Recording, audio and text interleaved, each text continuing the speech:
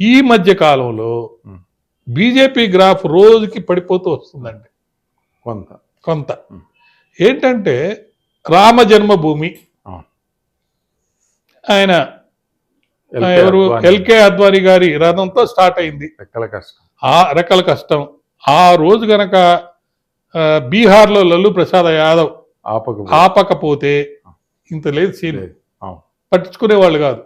ఆయన ఆపినప్పుడు ప్రతివాడు హిందూ కూడా నన్నే ఆపారు, నా దేవుడిని ఆపారు, నా దేవుడు రథము.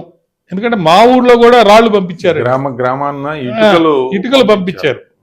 ఇప్పుడు అది అయిపోయింది, మీరు అచీవ్ చేసేసారు, సంతోషం, మీకు 2 సార్లు ఇచ్చారు.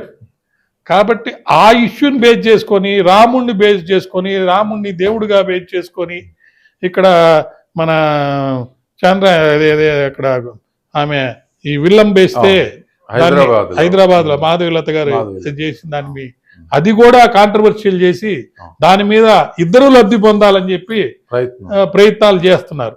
కానీ సామాన్య మానవుడికి అదొక విషయము, 371 ఈ 2 పక్కకి వెళ్ళిపోయినాయండి. నిజంగా చెప్పాలంటే ఎవరైనా సరే చూడండి, ఆకలిగా ఉన్నప్పుడు అన్నం తినాలన్నప్పుడు అన్నం తినేసిన తర్వాత ఇంకా అన్నం గురించి ఆలోచించడు. నిరుద్యోగం, రైతులకు ఎంఎస్పి, రైతుల విషయం ఒకటి, అన్ఎంప్లాయ్మెంట్ ఒకటి, అంతర్జాలాన్ని ఎక్కడికక్కడ కట్ చేసి అభివృద్ధిని ఆపారు. తర్వాత ఎకానమీ అనేది డైరెక్ట్ గా మనకు తెలిసిపోతుందండి.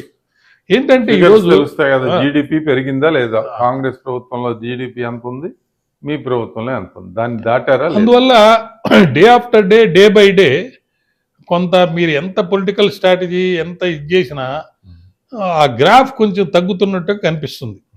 అదొక విషయాన్ని మనం కనుక గమనిస్తే మోడీ యొక్క ఎఫెక్టు, బీజేపీ యొక్క ఎఫెక్టు తెలంగాణలో అంతగా రాణించలేదు, రాణించబోదు.